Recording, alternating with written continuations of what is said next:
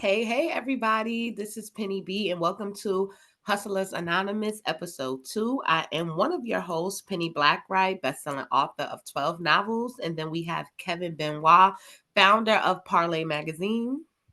Yeah. Parlay Magazine, 20-year anniversary this week. Um, and we got Parlay New York, the New York version of the site, and we got the nonprofit Parlay Endeavors. So a lot to get into this week. It's been a crazy It week has. since the last episode, but we'll start with some entertainment news for y'all. Yes. It really has been an interesting week, a long week to say we only have 7 days. So I just want to kick it off with giving props to our girl Sexy Red because she is becoming I just want to say a nation phenomenon. So this past weekend, Zach Bryan, who is one of the biggest country stars right now, he had a number one country album, and he only had two albums. So he had a number one country album come out in 2019. And anyway, he is on his nation's tour, and he stopped in St. Louis and he brought out Sexy Red, and the crowd was going crazy. Now, of course, this is a crowd of majority whites. And they was just loving Sexy Red's energy. Like, she was doing her thing, she was dancing, she dropped down into a split, and they was feeling it. And of course, we had some naysayers online saying, she's just appeasing the colonizer, using Kendrick's, lingo, and we'll get into that later. But a lot of people just thought that she was, appeasing the colonizer by dancing, and they were laughing at her. And that rhetoric, the whole tep rhetoric, we had that. And then we also had people who were just bigging her up, and just seeing how her influence is just impacting everyone, how people of all creeds is loving her music, they loving the energy. And that's what I think ultimately is the thing with Sexy Red. It's the energy. So the energy, I can just imagine how her show is with the beats when they drop. So I just think that people love her. So that's something that just recently happened, and people are talking about it. So I mean, and St. Louis is a hometown too, right? So right, it is. it's and that's a stick. Like it would be one thing if she was doing this and that's not what she did at every show, but she does this at Right. every show, so it doesn't even matter. Um, Additionally, this past weekend, Lovers and Friends Festival, which a lot of people are excited for, a lot of people made that trip all the way to Vegas. They canceled Friday night, well, really Saturday morning, like 1 a.m. is when I saw the tweet. And they had just posted it. So, for those that don't know, Lovers and Friends is named after the Usher song. He's involved. He was the headliner. I'm not sure how much of a stake he has in the company. I know it's a Live Nation show, so um, Live Nation probably partners with him. So it's not all Usher, but it was just a terrible look. They had, I want to say like 50 artists, everybody from the Backstreet Boys to Usher, Lumi D. Like it's really like a 20-year Ja Rule and Shanti was supposed to be there. Yes. Really like a 20-year, gap of artists that they are trying to highlight.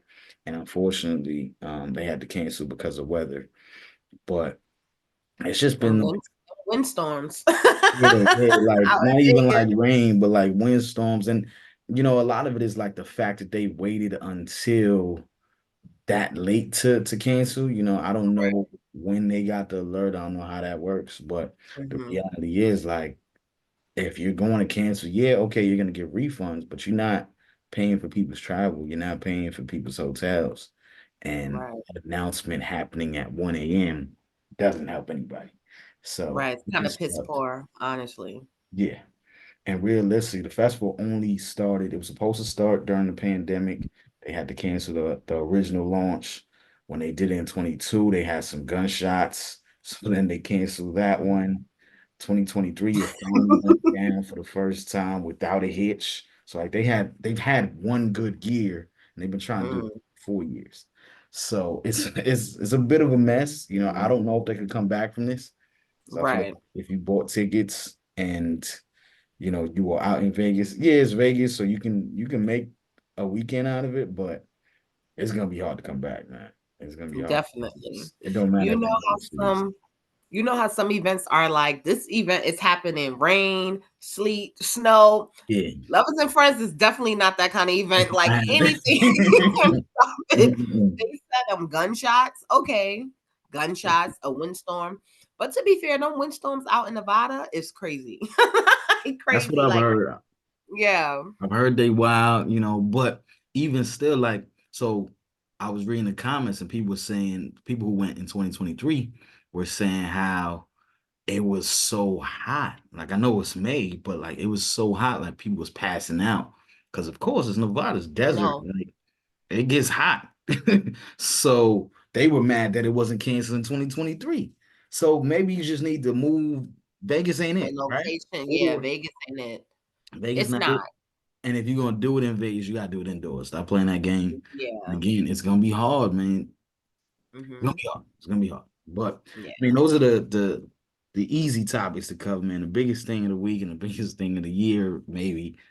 Right. Maybe. Yeah. Kendrick, Kendrick Drake, man. Like it's been a wild year, but Kendrick Drake is we in it. We deep in it. We talked about it last time, but since we've talked about, there've literally been 5 new diss records. Kendrick dropped Euphoria, his reply Hmm. to Drake, his original reply to Drake, and then a couple of days later he dropped 616 in LA, Mm. which was again just a quick clap back. Um, and then Drake finally came Friday night. He came with Family Matters, which was was the best record that had come out of all this. I think everybody kind of agrees, like not necessarily Mm. best diss record, but best like music record. Like because at the end of the It's day, Drake they're still though. making hits, right? So like that was the biggest hit at the time. But since then, Kendrick's come out with 2 more joints. So Meet the Grams dropped literally like 20 minutes after Drake dropped, which that kind of took all the hype away from Drake because I've never seen somebody drop 20 minutes after this record dropped. Like now we playing a different type of game. Right. He's not Um playing. he's not playing. Clearly it was recorded already. He doesn't really talk about anything that Drake brought up, but he dropped that 20 minutes later, and then the next day he dropped Not Like Us, which now is probably the best record. It's produced by DJ Mustard. It's got that West Coast. We It going does. kind of high feet. Like you want to It got dance that to it. bob. You want to It dance got to that it. bob. Yeah, it's that Bob. You definitely want to dance to it, and it has changed the dynamic. Because at first Kendrick was on these R&B beats, and it was like I didn't know where we were going. Lyrically killing them, right? But like the replay value wasn't necessarily there. But Right. this is like a song they're gonna be playing in the club. And that's what might hurt Drake the most. Like, you're not gonna be able to go outside. They was already playing Euphoria on TNT during basketball games. Now you're not gonna be able to go outside because they gonna be playing It's Not Like Us. And on the track, he's talking kind of He's reckless. talking. He He's yeah, talking. he's definitely talking. And honestly, it's the scariest line to me in that song is when he talks about him not being able to make it out of Oakland. That's scary. And that's the reason why I think that J. Cole kind of just bowed out, and I think that now, some people are kind of backtracking, I'm not. I still feel like how J. Cole did it was a sucker move because he did it at his um festival, but that's neither here nor there. Mhm, Anyway, mhm. that's the scariest line in that song because that's some real shit Yeah, because the West Coast is really like that. Like like just off of the strength, like they're definitely a very principled coast. Like just off of the strength of West Coast, like yeah, Drake yeah. really might, be tuna salad. It's and that's the thing. Like it's gotten. I think before before Meet the Grams dropped, and maybe even before Euphoria dropped, somewhere between Euphoria and 616 in LA, this turned into an actual I hate you beef, right? Like, and that at Right. first I think Drake was on some, okay, are we just like are we sparring? Like it's tough to really know what we were doing at that point. I think like that's why Drake didn't really go too hard on his first 2 disses. Cause it was like I even like that, the future record. It's like I just you taking shots, but like we not really going for the juggler. We not hating each other. Like they could have went on tour off those records. Like literally, we gonna piece it up on stage. But Right. it's become ether, super ugly. Like we gonna Hmm. talk about everything. And in these last few diss records, we got Drake saying that Kendrick has beat his baby mother slash fiance. He talked about the fact that they've been engaged for 9 years and they still not, getting married. Um, so you got that going on. And you got Kendrick talking about Adonis, like Meet the Grams is literally like a letter to Adonis. That's how it starts off. It's like your pops ain't shit.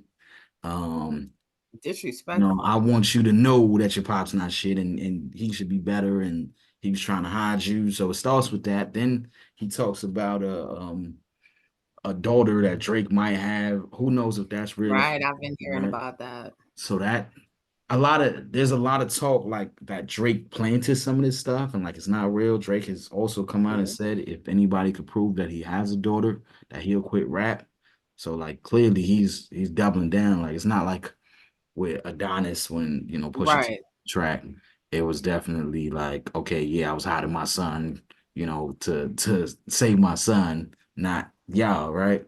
Um, but this time he's like, yeah, if you can prove I got a daughter, I'm done, right? Which Right. sounds good.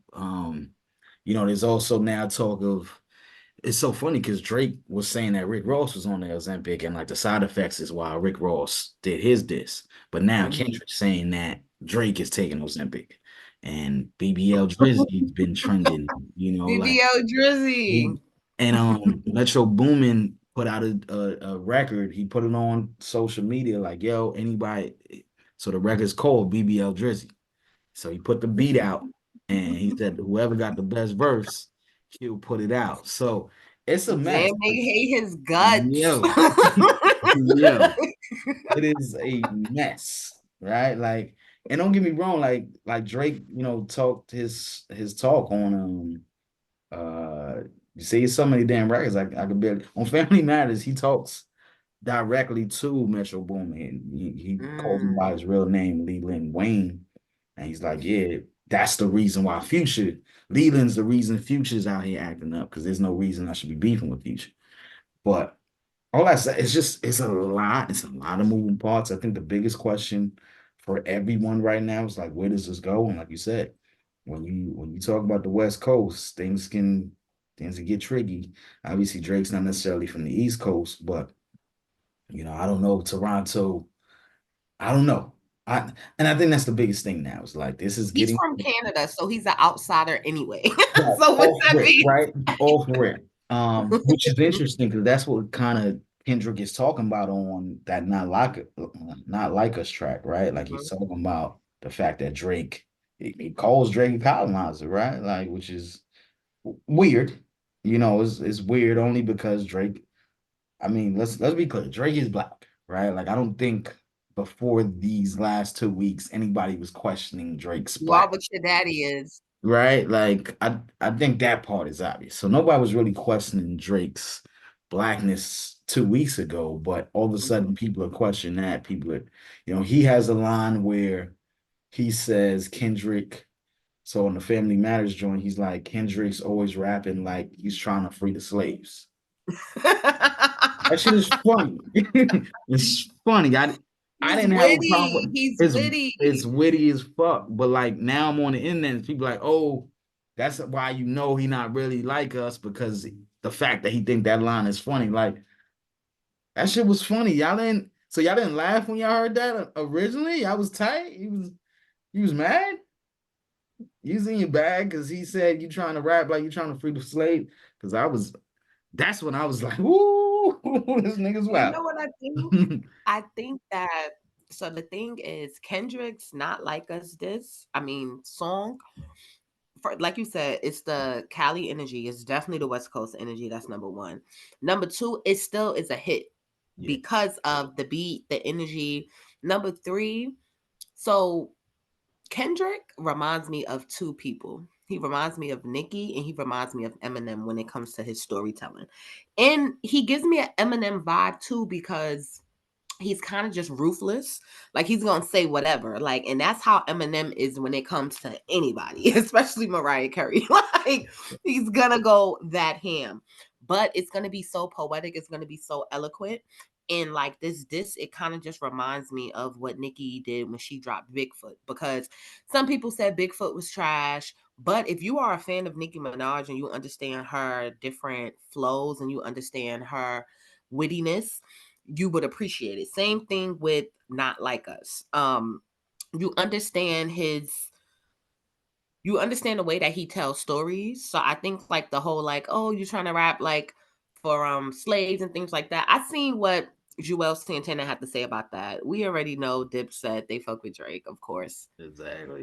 So which I was surprised when it comes from when it comes to Jewels, because Jewels is really a storyteller as well. Like he comes from that era of having to be a storyteller and still make the shit catchy and still, you know. Right. So I'm actually surprised that he's not a fan of Kendrick's diss, but I think that Nicki is a fan of it quietly on when it comes to the artistry. That's what I think. Like, of course, she's definitely Team Drizzy, but I think when it comes to the artistry and when it comes to the music, because that Not Like Us, he called him a freaky ass hoe.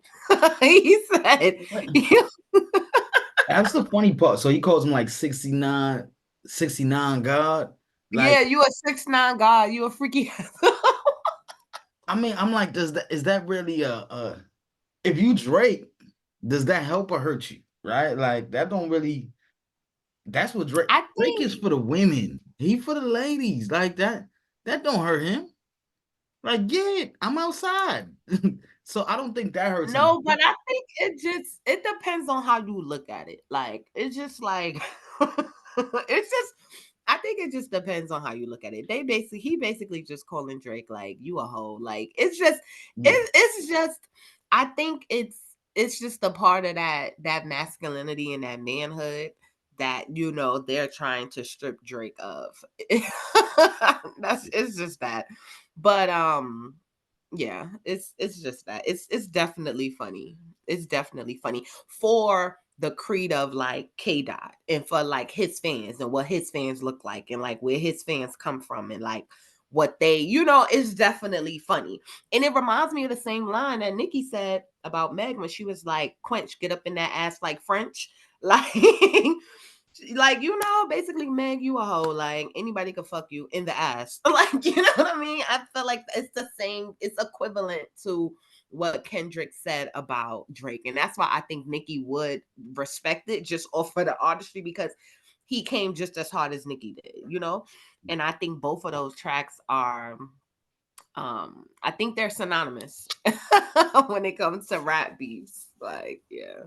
Yeah, I mean, last kind of pointed by it's a lot of character assassinations happening, and some of them like we got to figure out how real these are. Because again, saying that Drake has a daughter, like that's fun and games, right? You could say he's a terrible, because essentially that whole Meet the Grams track is you are a terrible parent and you don't want to acknowledge your kids because you are a terrible man, right? Which is that's something to say, but is it true?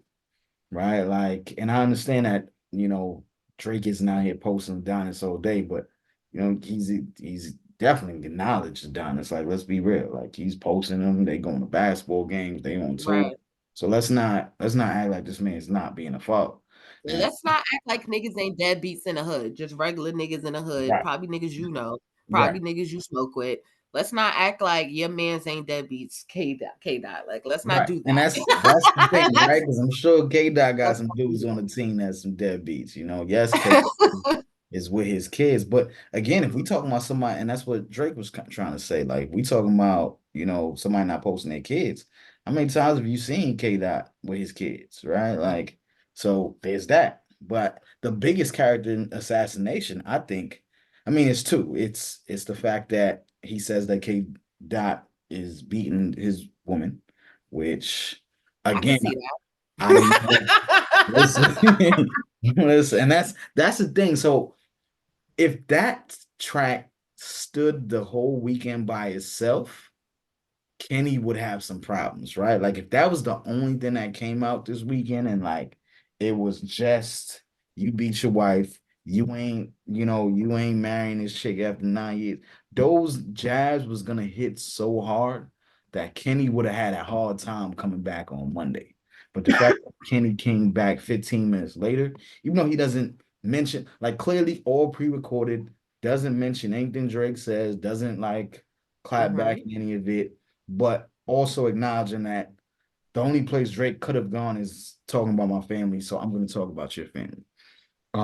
So because of that, nobody's really talking about the fact that K Dot might be a woman beater.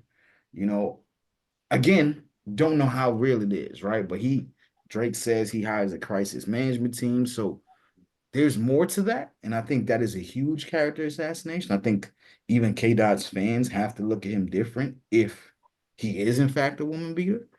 Um, so that's a very tricky place we're in. But then we also have Kendrick saying that Drake is into young girls, and you know, basically almost alleges that Drake is into is running a pedophile ring, which talk about character assassination. No Diddy.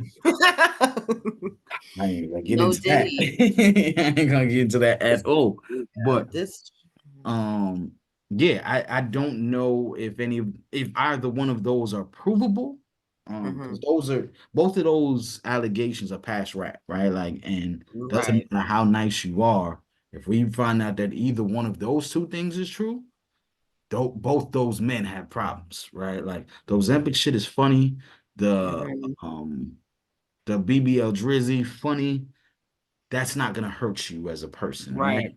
But if you are out here messing with minors, you're out here potentially doing pedophilia rings, if you are abusing women, any of those things, Mm-hmm. that's career Mm-hmm. suicide. And Yeah, that is. And then that just makes you think like, what is the motive? Like, K Dot, what's your motive? Like, you really hate this man. All right, cool. yeah. And I think for Drake, I think it's one of those things where like it's just like a friendly competition. Like, Yeah. I think like that's just like his personality. It's just a friendly competition. Like, all right, cool. And I remember seeing this video of Drake like the one thing about Drake that I do admire is Drake is very diplomatic. And I there was a video I seen of him a few years ago when he was like, none of these guys are friends. Like he was like, none of these guys are friends. Like these guys are like, and I just think that, he works in the business understanding that. And yeah, this hate is it's a little crazy. It's like, damn, y'all really hate this guy. So it would be more issues I feel for Drake if those allegations are true versus K Dot, because respectfully, like I could see K Dot beating his wife's ass. I could see that. Like I'm not saying that he's done it, but it's not hard for me to believe. Like Right, I right, mean, it's really not hard for me to believe that. So, I could see that, but I don't think that would lose him a fan base versus the whole thing, with Drake, if that is true. right, Um, about Drake liking younger girls, I feel like all these men like younger girls. It just is what it is. Younger girls also like older men too. So I mean, how young are we talking? That's where it's that's where you crossing that line of crimes of, heinous crimes. That's when you yeah. cross that line. Yeah, So that's when you yeah, get into the a Fed raid, and if this ends with a Fed raid, this is gonna be a year, because literally. So I don't know, like it's again, I think it's who knows. By the time this episode gets seen, there might be another 4 diss tracks the way they moving. Um, yeah, but they moving hopefully quick. they take a couple of days off and we get this episode up. I do think one thing too, Naj, Kendrick spends a lot of time on that last track. It's the party track, but he's talking about how Drake basically like he calls him a colonizer and basically says like he goes and does music with artists just to get into that area and region. Like he talks about him doing music with Future, so he could knock in Atlanta, and he won a street cred, so he got with 21 Savage and so on and so forth. I think that's real disingenuous.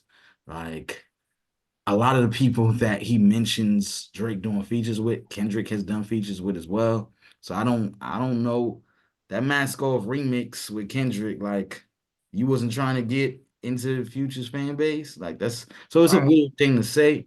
I think that was a little disingenuous, but besides that, it's a great record. Who's It winning the is. beef right now? I think is the question. People would want to know who we think.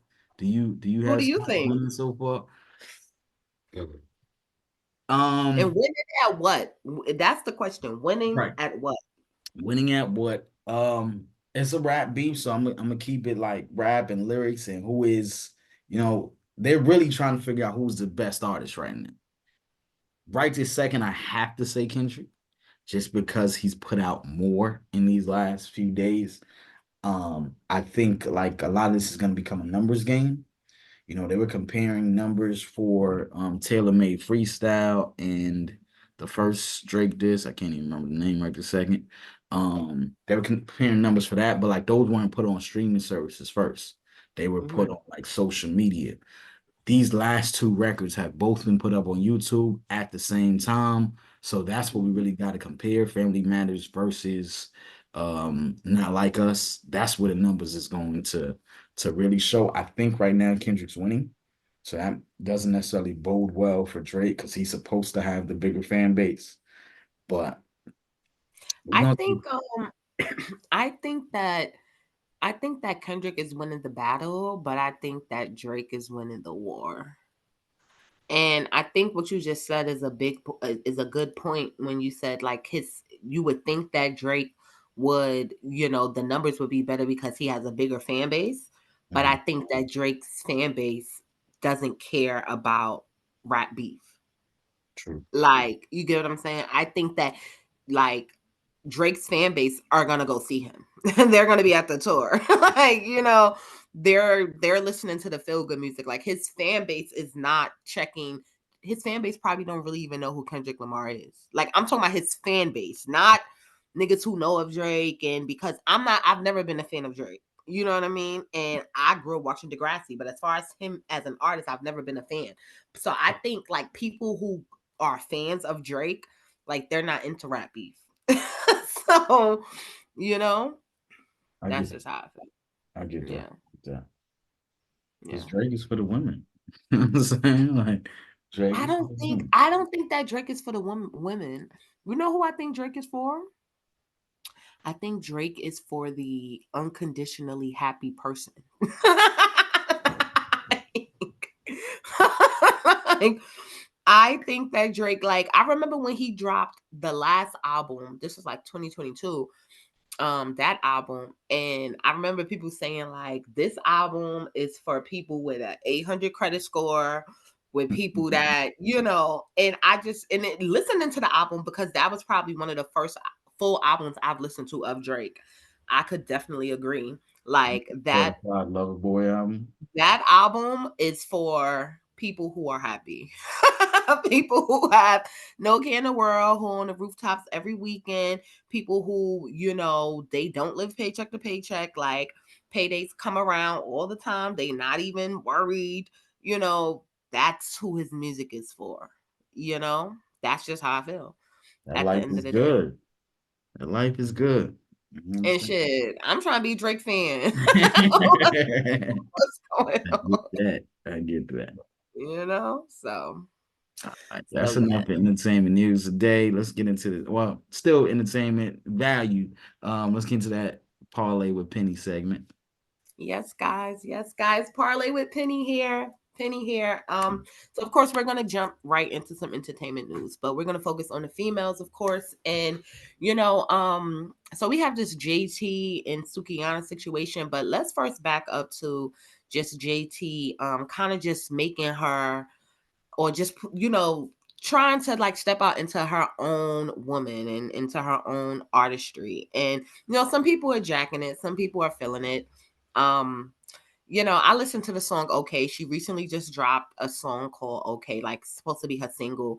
And it definitely does give, a lot of people said that it gave a Sexy Red vibe. Like they felt like she was trying to like copy like Sexy Red's flow or like her energy or her vibe. Sexy Red has not responded to that. Sexy Red actually supports the song. She posted a series of pictures of herself with the song on Instagram, like over her photo. So she doesn't feel like, JT is trying to, basically buy her style or anything, but a lot of the fans feel that way. And I think it's just because they were maybe expecting something different from JT. They wasn't expecting like nursery rap. The hook is kind of sexy reddish, but it's catchy. That's what I will say, because I don't really like the song, but it's been stuck in my head. I've been like saying like I'm pretty than a motherfucker. Hoes be looking okay. I don't really like the song like that, but I mean, it's very catchy. So I see where people are feeling like it's that sexy red vibe. But moving on, JT, she in that song, she actually she made a statement basically taking a dig at girls who wear like fake veneers and somebody like chipped their tooth while eating crab legs. So she has a line in the song that kind of references to that. It's actually like two or three lines where she's referencing like, girls be wearing these cheap ass veneers and they be, chipping a tooth on crab legs. So of course the internet and the fans, they sort of just dug up a whole investigation, or trying to dig up an Right. investigation about who is she talking about. Is she talking about Cardi B or is she talking about Sukihana? Because these are two artists who were forthcoming. Both of their personalities, Suki and Cardi, they're very transparent, and they actually documented when their veneer cracked eating crab legs. Both of them did that last year. So people were like, well, who is she talking about? They think she's talking about Cardi because JT do kind of have like a little, not like real beef, but um her and Cardi, like the city girls don't really fuck with Cardi. And that just goes to the fact that when the city girls first came out and they was with QC, they was really fucking with Cardi and they was like fuck Nicki.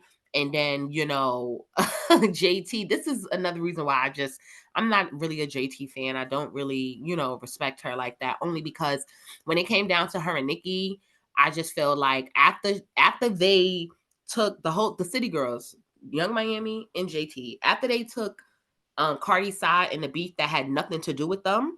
Like, you have nothing to do with Cardi and Nicki. Whatever beef they have, y'all need to stay neutral. But they really took Cardi B's side, and then when Nicki was trying to I long story short, when it comes to JT, I'm not a fan. I'm gonna just say that, like, I'm not a fan of JT. But long story short, people were trying to figure out, who was she talking about in this most recent video. I mean song. And Sukihana actually came forward. And I'm a fan of Suki. I didn't, even though I am a fan of Suki, I did not think that she needed to come forward. Did not think that JT was talking about her. I think that JT was literally just making I think that she was literally just making a general comment about, bitches wearing these fake ass veneers. It's bitches in the hood wearing fake ass veneers or cheap ass veneers. It's just, I just think she was just making a general statement. And I think that it's the fans, and Suki is all about going viral. She's all about that, that shock value, that shock effect. And I feel like, honestly, I don't think that Suki has any beef with JT. I think that she's just using the attention from the internet just to fuel it. Just to keep her name relevant. I don't think that she really got beef with JT. I don't think that she really cares if JT was talking about her. I don't think she really cares. I just think that it's something else to talk about. And that's what Suki is all about. Now, Suki and JT have been going at each other like they've just been going at each other on Twitter this whole past weekend while this whole Drake and Kendrick thing's been going on. They've been going back and forth with each other. And pretty much JT has been saying that she's been calling Suki on a Salmon Suki, saying that she has BV and she stinks. And like, it's been really crazy. And nobody's ever gonna take her serious. Like, she just does stuff for shock value, and it wasn't about her. So yeah, it's just, a lot of cattiness with the ladies going back and forth. And when it comes to those two, Like if I have to choose, I'm riding with Suki only because I'm a fan of Suki's. That's it. But in this beef, I think that it was just unnecessary for Suki to kind of come forward. It's like, so I can see that. Um, Let me ask you though, because it just feels like, and I mean, this is really a bigger thing when we, talking about rap beef. It just feels like the only way people can stay relevant is beef these days, right? Like, facts, so, facts. JT is trying to do her own thing and be this solo artist, but it feels like the only time we're talking about her is when it's like she's in the middle of some shit. So even just a few weeks ago, Glorilla had that song where it's like she literally says, "Me and JT ain't beefing. You know, But we we ain't ain't, the best of we friends. ain't the best of friends." Like that's not something you need to now reply to. Like, okay, I get I it, agree. I right? agree. And what does she do? She jumps out like it's like she is mad at the world. Before that, she was beefing with the other city girl. Like, you can't be beefing with Miami. Like, we don't need to see this. Y'all got each other number and all that over there. So it's just like, is there a world where we ever are able to take JT seriously if Right. And he keeps doing this? so what's so interesting about this is that again, I just feel like this is another case of identity politics because you have JT telling Suki like you're not being taken serious, but really in what capacity, JT, are you really being taken serious? Like, because and I had a conversation with somebody about this on Facebook during the JT Glorilla kind of beef. And I was definitely riding with Glorilla because I heard the song and I agree. Like she said, we don't got beef, but we ain't the best of friends. Why do you have to respond to that? Like like why is that something you have to respond to? And then now it brings out all the can of worms of how Glorilla did throw something at you. So at the end of the day, the public didn't know that, but you brought attention to that. So okay, cool. And I was telling someone, I'm like, um, I think with the identity politics, it's about what's acceptable or what seems cool in the hood. And I think that people don't understand that it's a whole different world out there. And in what world I feel like when you look like on a bigger, in what world is JT being taken more serious than Glorilla? Like, in what world is this happening right now? Like, in what world? Like, Glorilla is a whole solo artist. She has a catalog that she's building. Like, she has endorsements. She has things that she's doing. It's not that JT is not doing things, but you're a part of a group. And in all honesty, it's kind of like the things that you are doing, you know, it's not music. Like as far as like you being taken like music, it's not music. So in what world? So because she's acceptable in the hood. So I just feel like you have to keep that in mind when we talking about entertainment, when we talking about the mindset of the consumers. Like you have the consumers who are in the hood and they have that hood mentality, and then you have consumers of just music who just enjoy music, and people who are in the world of fashion and things like that. And it's like, how do they view these artists? You know what I mean? I feel like JT has the lane that I feel like JT is using right now is the Uzi lane. I feel like Uzi is definitely helping make connections for her when it comes to the fashion world. So I feel like because she's at certain fashion events and things like that, like people think like she's being taken serious as an artist, or she thinks she's being taken serious as an artist, and it's I just like, mean, in what world? right, right, right. And not to drag this out too long. So I guess the last point about it, because you bring up Uzi.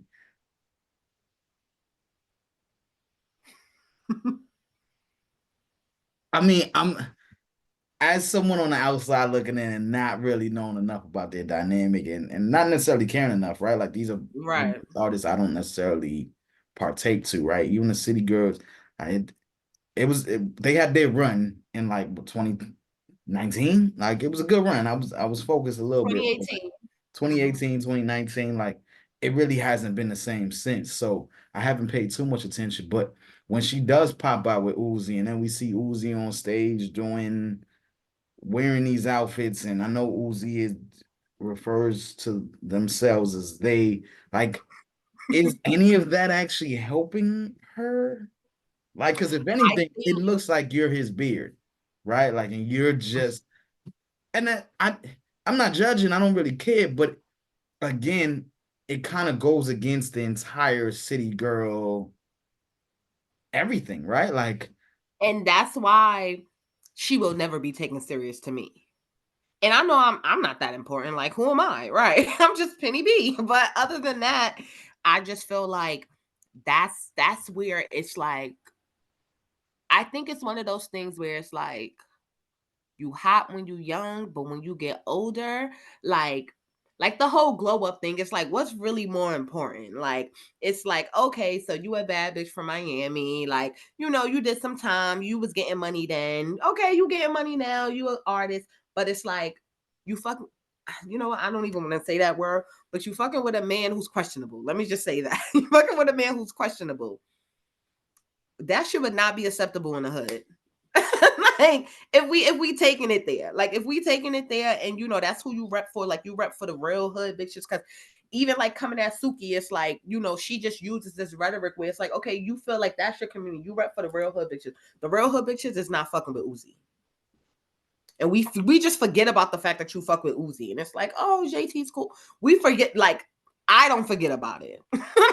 Like, and mhm. that's why for me it's like nothing you say, no outfits you put on, don't matter how much surgery you got. Like, yeah, you're a decent looking girl, you're a pretty girl, but you dealing with a nigga that call himself they. I don't care how much money you got. Like, but I'm just a regular person. So, Right, right. Listen, okay, moving on. yeah, yeah, yeah. Because I ain't trying to get in trouble neither. Like that wasn't the point of that. It's just like I think people have questions, right? Like, and we have questions. We'll get some answers at some point in life. Maybe not today. I don't have no questions. I made an observation. I had a statement. I said what it was. Right, I don't have right. no questions. You do who you want to deal with, JT, but it's questionable. Like, That's a fact.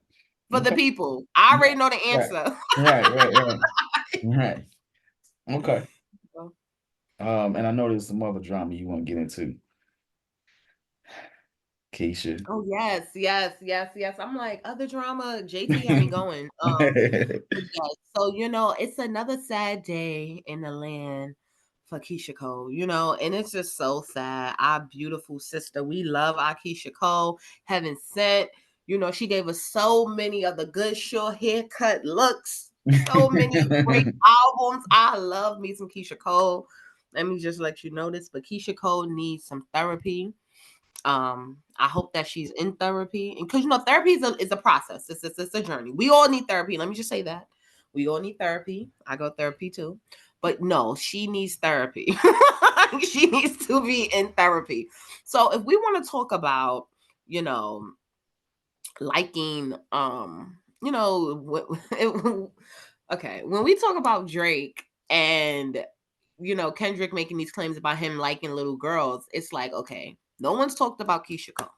We've been talking about Drea, we've been talking about Joey Chavez, and how they're dating these young men, but nobody, but young athletes, nobody has been talking about Keyshia Cole. I But mean, let's just so this. I think part of why nobody's talking about is because we don't even know this dude, right? Okay, so let's backtrack. Her baby father, her second baby father, she actually went on a show with him. Like, she went on a show with him when she was pregnant with him, and he's some little ass boy from LA. Like not even trying to be funny, like really a nobody. Like some little ass boy from LA. I don't know where she met him at, and nobody said anything. It was just like you was better off having a baby by Bow Wow. But I mean, to me, it's just like Keyshia. Like Oh, you're a beautiful wow. woman. Like you're a beautiful one. Like what's happening? So now that's just a backstory. Mhm. Most recently, what's been happening with Keyshia Cole? So she has made it known to the world that she is having a little situationship with a rapper named Honcho. Now, to be honest, I have not heard much of Honcho's music. I do remember him from being in a cameo of one of Sexy Red's most recent videos called I Might with Summer Walker. He was her love interest in the cameo. Other than that, I don't listen to his music. I know that he's popular in the South. People do listen to him, but he's 24 years old, so he is popular amongst the younger crowd, And anyway, She made it known to the world that she's dating him. She said he was mine with the red heart emoji. She posted on Instagram saying he was hers, and he confirmed it. And there's been pictures of them out together, things like that. There was a video of them partying together. So she's been making it to the world known that, yeah, you put in that cougar cat on this young ass boy. That's what you made it known, Keyshia. So we know now. That was last week. We know you throwing that cougar cat on that young boy. Okay, cool. So now, Gloss Up, speaking of Glorilla, for people who don't know who Gloss Up is actually a rap artist. She's from Memphis, Tennessee. And she is a part of Glorilla's like 5 dynamic crew. I call them the dynamic crew because it's like 5 of these girls and they are so hard when it comes to rapping. So it's Glorilla, it's Gloss Up, you have Slamaroni, you have K Carbon, and then you have Aliza, or I think Aliza is how you say her name. They're all fire. They were all in the fuck nigga free video, and all of them are actually, doing their thing. Gloss Up is signed to QC. And Gloss Up, she's 24 or 26 years old. So she's in the same age range as Honcho. And apparently she's made it known to the world too that Honcho is her sneaky link. Like she went on a podcast and she brought it up that Honcho's her sneaky link. So long story short, Gloss Up posted pictures of her new video with Honcho as the love interest. So apparently he's a model. Okay, Shamar Moore. That's what he's giving me. Like he's giving me like he's a model love interest for these videos. And she posted pictures of the videos saying, we know what it is in real life. And it's been a series of tweets between Keyshia Cole, 42 years old, and Gloss Up, 26 years old. There's been back and forth about he's been in my bed last night, says Gloss Up, and oh well, that's crazy that he's your sneaky link, but you're married. This is Keyshia Cole saying that, or you have like somebody you're about to marry. So they just going back and forth over this young boy. And I just want to say shout outs to Honcho because he got him a stupid old one and a stupid young one. And I mean, he couldn't be more happier. And according to the blog Streets, he actually has a baby mother that he just had a kid with that she just kicked him out or something like that. Like they just broke up. So he's living his life. And I'm pretty sure it's other women he's texting, he's talking to, he's dealing with, he's just living his his best 24-year-old life. And I just have a prayer for Keyshia Cole. And I just want to pray, Father God, in Jesus' name, please deliver this woman. Please deliver this woman.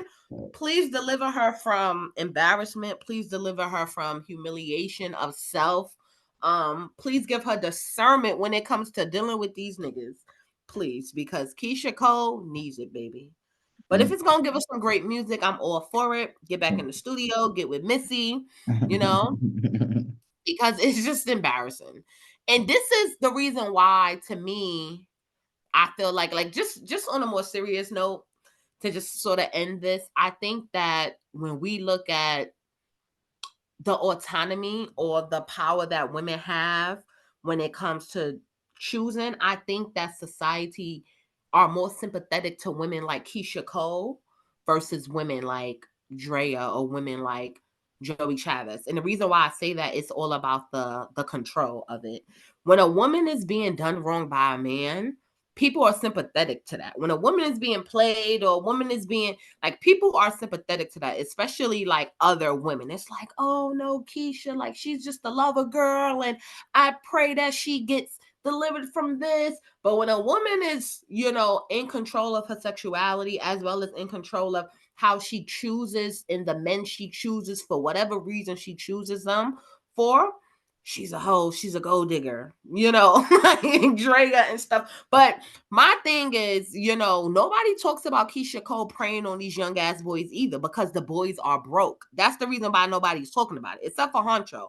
But her baby father, nobody was talking about how she had that little boy on the show. Because I watched the show. I used to watch Keyshia Cole reality. She had that little boy on the show, basically trying to groom him into a man. His parents was on the show. Nobody talked about that. And that shit was disturbing to watch. Nobody talked about that. But you got Drea and Michelle. I mean, you got You got Drea, and then you got Joey Chavez, who are dealing with young men who are established and who are choosing to deal with them, choosing to have the babies because they got the kind of money to where it's like, oh, you pregnant, we can make you and the baby disappear. You get what I'm saying? Like, Right. but they clearly want to be with these women.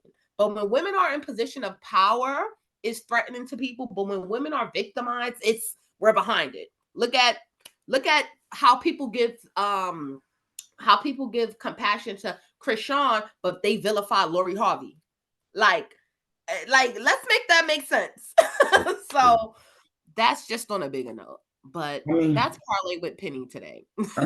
let's extend it a little bit because maybe this is the conversation that we really need to have is this trend of women dating younger? Because we're talking about those 3, 4 women, but Lil Kim's another one, right? Like she popped out recently with her young joint, right? Like, is that the thing? Is that what the women is doing out here? Like, are you gonna pop out with a 21-year-old? Depends. I might. Not a 21, not now. But see, that's the thing. I'm not revealing my age, but not a 21-year-old now. But in 10 years, maybe, but I don't want to have to do that. You see, like I feel like, you know, these we gotta understand the women that we talking about too. Like these are women that are they're not all affluent, but they're in affluent circles. Mhm. So the thing is, these are the kind of women that can pull those kind of men. They can pull these young men that's making money. Kim's situation is a little bit different because that little boy don't got no money. Like he probably a little young scammer trying to get on in the music industry. You know what I mean? Like that little boy don't got no money. Um, but Lil Kim's baby father, Papers, he's a little bit older. He is a street nigga. He got money in the streets. He been going legit as far as like trying to do his own music thing and stuff too. So I just feel like it's so funny how you got people like Nicki and Kim who are opposed, but they're so much alike because when it comes to the men that they chose, they still chose men like just regular street niggas. Like that's just what they like. You know what I mean? Is it So what they like, or is it like, the options is tough, and I think that might be what the conversation is, right? Like, unfortunately, at least if you got a young joint, you can, I mean, I know mold isn't the word people want to hear, right? Like, but like, you can kind of like help guide him and like give him some focus. You get with a 40-year-old if that's who, what you want to do, if that's what you want to do, but like, are there enough 40-year-olds who are there, right? Like who are ready to give you the lifestyle you want, who are ready to true, commit, true. who are ready. So, I mean, again, And another thing too, what I really think it is too? These young men are smarter. They're not necessarily wiser, but they're smarter. So like for instance, right?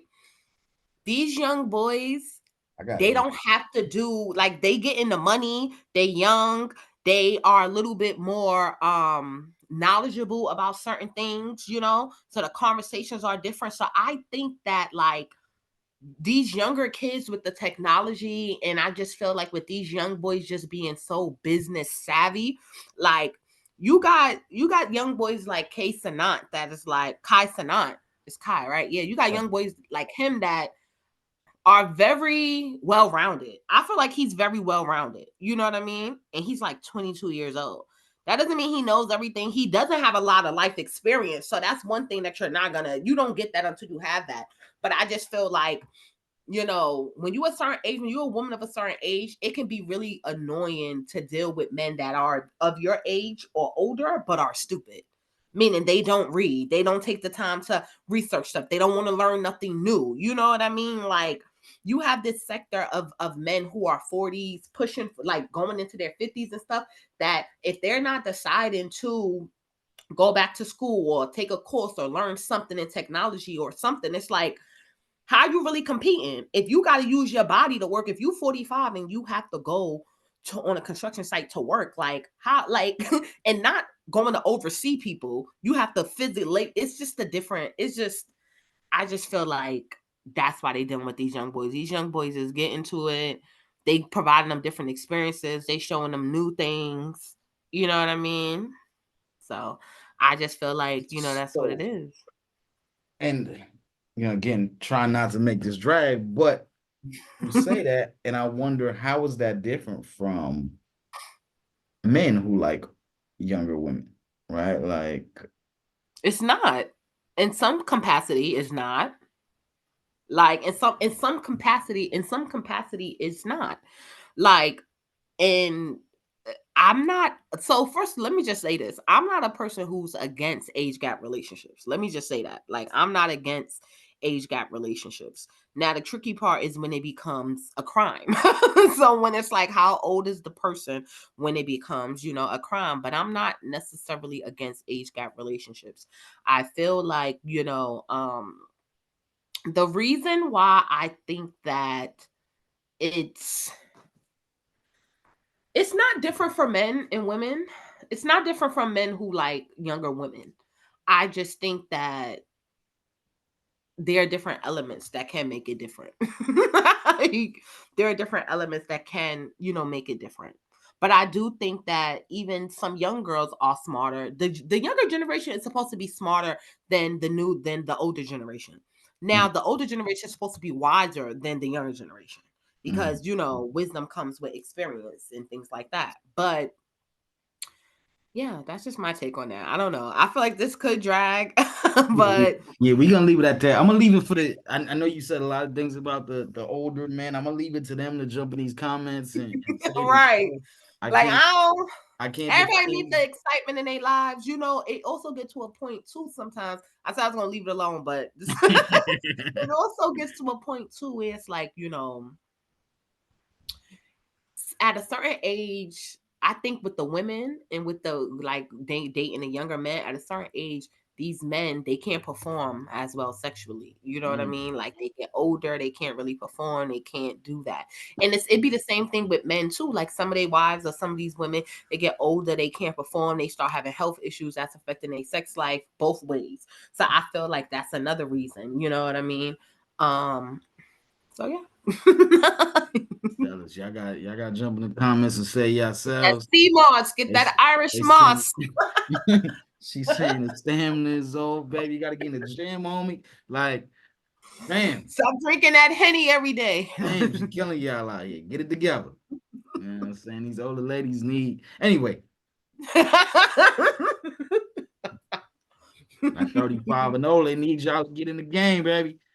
All right, let's move on. It's a lot happening. So, Hustle Not Hustlers Anonymous. This segment we want to really talk about um struggles, right? So what is your struggle of the week, right? Like as a hustler, as an entrepreneur, as someone who is working through anything, like there's gonna be struggles. There's the good, the bad, the ugly, all that. But your struggle of the week, what is something that you've been dealing with? Um, yeah, what's something you've been dealing with that you've been struggling with? As a hustler, I just feel like one of the biggest struggles is legitimacy. It's like making yourself legit in your industry, your craft, your business, and how far of an extent you're going to take that to. Because I think that people don't understand that there's a difference between a hustle and a business, a hustle and a career. And mind you, they can be synonymous, but they're not. They're all the time. They're not necessarily synonymous. They're not necessarily the same thing. And I think it's like a level of steps, like an action plan that you sort of have to take to even make your hustle legitimate, whatever that is. And I think that's the struggle that we all kind of have, like just balancing that, you know, what am I going to do to make myself legitimate in this lane, in this area? So that's been something that I've been um not necessarily struggling with. It's been a challenge, but I've been like really navigating the waters with that over the last few years. And I just think it's all about transitions. Like I want to say I didn't start writing books till 2 years ago. So that was even a transition for me, coming from journalism, coming from working in a marketing space to even publishing my first book, and now I have 12. Pursuing my MFA in creative writing right now because I wanted to legitimize my writing career. I didn't just want to be an author who wrote a book or several books. Like, I really want to know the business of publishing. And I feel like, just going to school for it, it's not the only way that you can, learn it. But I think that it says something about that commitment when it comes to getting that credential. So that's been a struggle too. I mean, I also just made the decision that I'm going to go get my MBA in marketing because I do work in marketing full time. And that's just been something too. It's like, the program is a year, and I just decided that I'm just going to go and do it because it's actually less than a year, and I just feel like it's going to just help me in my career of marketing anything that I'm doing and just being more knowledgeable. So I feel like it's that balance. It's like, do you want to give your all and just focus 100% on your entrepreneurship? And I think that a lot of things go into that decision making. Like, do you want to be a struggling or starving artist until you pop? Can you do that?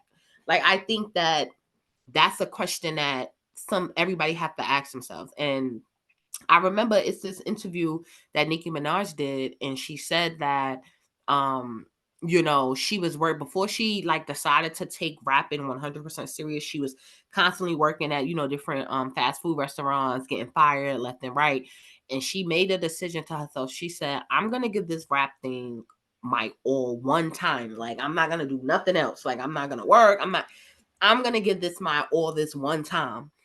And if it don't work, fuck it. I'm gonna just go do something else or whatever. But she decided that that's like she wanted it that bad. That's what she was gonna do. And whatever circumstances, I don't know what her personal living situation was. I don't know what but whatever, she made a decision that that's what she wanted to do. I think that when it comes to legitimizing yourself, you have to ask yourself, like, can you can you be a struggling artist or hustler until you go legit? Can you do that? Yeah. And for me, I can't be a struggling artist. Like, I like my lifestyle. Like, I like to get my nails done. I like to get my hair done. I like to have money in my savings. I like to travel. I like to meet people at work. I like to, so I think that that's a struggle right there, just that mindset, because it's times where, you know, I'm I want to write, but I have to work. Or it's times where I have to work, but I mean, or it's times where I'm writing, but I'm thinking about work. So it's just that split. So that's what I've been struggling with recently, honestly. I mean, to kind of piggyback on that. So I've been doing the magazine 20 years. And it's looked different, like there are moments when I am all in and I can't afford to go all in, right? There's been Right. moments where I've gone all in and it hasn't worked out, and I think that's why I think these conversations are so necessary for entrepreneurs and with entrepreneurship. I posted something the other day, talking about the rejections I've gotten in just the last week, right? And Mm. I posted that to my personal social media, and like I've already gotten a lot of comments, a lot of people messaging me because we always are posting about our wins, right? Like, and the wins are wonderful, right? But you can go months between wins, right? And there's so many things that are happening between that where it's rejections, it's losses, it's one thing after the other. And it's like, yeah, I'm trying, so that, I'm going all in. Like, yeah, it's always a gamble, right? Like, I can go all in. That doesn't mean it's going to work, right? Like, I one of the first things I did, and this was 2000, it's a long time ago. We got an office. Me and one of my friends who wasn't in media, but he wanted to help support, and he had his own thing going on, so we did the office together. So we were both going all in on something. This is shortly after I graduated from college. And I didn't go to college for media, which is, that's another conversation for another episode. I think it's interesting that you're going to get your MBA and just how focused you are on things aligning, right? It doesn't always work like that. But nonetheless, like we both went all in and we said we were gonna do this. But for whatever reason, like his part of going all in wasn't working, which impacted me, right? Like, if you can't make your half of the rent, we ain't got an office, right? Like, how long before this is gonna shut down? And now Right. we behind and so on and so forth. So that was one of my first like big failures, like having to like pack up Mm, that office and keep pushing and having to go get back into the workforce. Like I've done the magazine and always had a job. Right. That's a lot of things. Even some industry folks didn't know or don't know. Like I've always worked in education, kind of on and off. These last 3 years, I haven't worked in education since 2021. These last 3 years are probably the longest straight that I haven't had another job. And it's been working, but I'm at that point now where it's like, shit's not lining up the way it's supposed to. Right. And that's just because, like I said, things change. Media is changing by the minute, mm-hmm. right? Like all these big companies are shutting down. There's a reason, or laying the entire teams off or entire divisions off. It's a reason. AI wasn't a thing like it is now, even a year It ago. is. You know what I'm No, that's so saying? true. So we're dealing with AI, we're dealing with algorithm changes on social media, we're dealing with, Google making changes. Even this TikTok ban could potentially influence entire industries and careers. So your hustle of the moment isn't always the long-term hustle, right? Like you got to figure out how to, like you said, it's legitimizing it, legitimizing it, but also figuring out what your backup plans are and can you pivot? What your pivot game looks like. Mm-hmm. Thankfully, I do have 2 degrees. So if media's having a bad day, man, I can get this MBA money, right? Like I have an MBA. I have tw basically 20 years experience working in education. So I have that, but as a hustler, as an entrepreneur, a lot of times you're wondering or you're thinking like you're a failure or you're assessing, am I a failure because I'm not full time with the hustle, right? Right. Or, you know, that's just, it's such a challenge because that career, your hustle being your career is great when it's working. Right. Right. But a lot of times that can, if it's not working in the moment, it can hurt you to the point where now it's a setback. That same hustle is your setback. And how do you navigate past that or work around it? It Yes. becomes, it's challenges upon challenges. And this is what entrepreneurs deal with on the daily. It's Definitely. that keep us up at night, but it's not necessarily things that regular folks understand, right? Because if you just go to your job and you come home, check clears every other week, like there's nothing to think about, right? Like this is what Mm-hmm. I'm doing. That's it.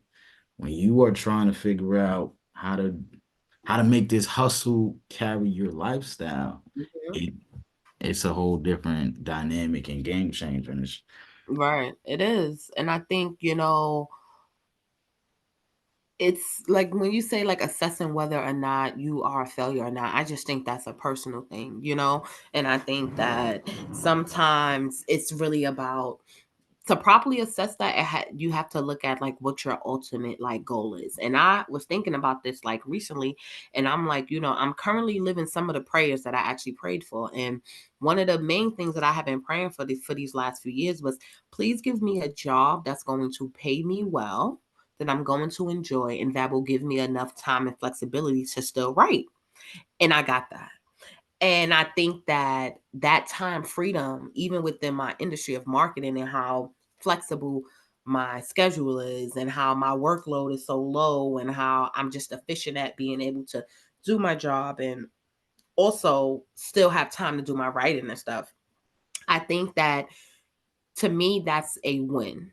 And I think it's all about how you like look at things, because time is the most important thing to me right now.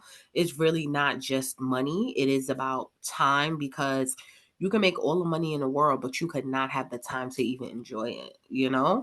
but And I think that it's about what's important to you. So for me, that's what's important for me right now. And the last thing I wanted to add was when you talked about media changing or the landscape of your hustle or industry it changing. So it's so true. And Same thing as you. I didn't study, like, my first degree is pretty much in legal communications. I didn't study journalism, which everyone, because I started as a journalist, everyone expects me to be a journalist. So I was like, you know why? That was what people expected of me, for me to be a journalist. And I remember being a freshman at Howard University and just like figuring out, am I going to study journalism? I knew I was doing communications, but am I going to do journalism or am I going to do TV production? I originally started out as a TV production major and then I changed it to legal communications. And my whole mindset was like, I want to be employable. Like, that was my whole mindset. Like, I definitely want to be employable. And I had a fellowship. This is a good story to tell. In 2015, this is really my last stint at journalism. I had a fellowship with the CUNY Graduate School of Journalism, and there were about 15 of us. It was like a diversity and inclusion fellowship. And there was like 15 of us, and 5 of us were placed at this entertainment publication called InStars. And I had 2 jobs. Of all the 5 of us, I had 2 jobs. So I was doing the social media marketing and I was still a reporter. And I remember I published the most articles out of all 5 of us within a week. And my editor, she reached out, excuse me, the program director reached out to the editor. And mind you, this is a lifestyle publication. So I was writing stories like, remember the Rachel Dolezal thing with like Yeah, yeah. Whoopi Goldberg. I was writing about that. I wrote a story, lifestyle content, right? And that's exactly what they wanted. It's an entertainment lifestyle space, and they didn't really have a lifestyle writer. And I remember the program director reaching out to her because they just wanted to undermine my work about like, well, well, this is not like real journalism, but this is the publication that you placed me at, and this is the publication that wants, and this is the kind of work that they want. So, the editor did wind up defending me. And it was then and right there. I also had a situation with one of the program directors who was a journalist. And um, it was an interesting situation where I was face to face with identity politics again as a Black woman, unapologetic Black woman that I faced there. And these were Black women that I was dealing with, Hispanic and Black women that I was dealing with. Long story short, I'm happy I didn't go the route of journalism because, like you said, it is changing. It is changing. Anyone is a journalist now. Journalists are expected to be videographers. They're expected to be social media specialists. They're expected to do so much work, and on top of that, they are not getting paid after these stories are printed. Like, you're not getting paid every month someone reads that story. You're not making, like, you're not like, the Yeah. publication is making money based on the advertisers that is advertising on that platform. So I'm saying all this to say that even though, I'm not the journalist that some people may have wanted me to be, I'm very happy in the way things turned out to be, because I feel like the route I went is the pivot plan. It was the pivot plan for me. It was like, okay, so what are we gonna do now? So, marketing, digital marketing is not going anywhere. It's only gonna get bigger and better with AI. And now it's about what software are you learning and things like that. So if I just would have stayed, and this is the last point, I think that as a creative, not just as an entrepreneur, but as a creative, writer or whoever, it's also important to balance that creativity with some technical skills. Like, it's very important to balance that, because that's what's going to make you employable and be able to pay those bills while you're waiting on royalty checks, or you're waiting on this. So yeah, I would just say legitimize yourself, learn some technical skills, even while being a creative. Yeah, it's tough. It's tough. Like, Mhm. even from like the media side and like, being a founder and a publisher, like there's so much that goes into content. There's so much that goes into getting ads. There's so much that goes into just running a business like this day to day.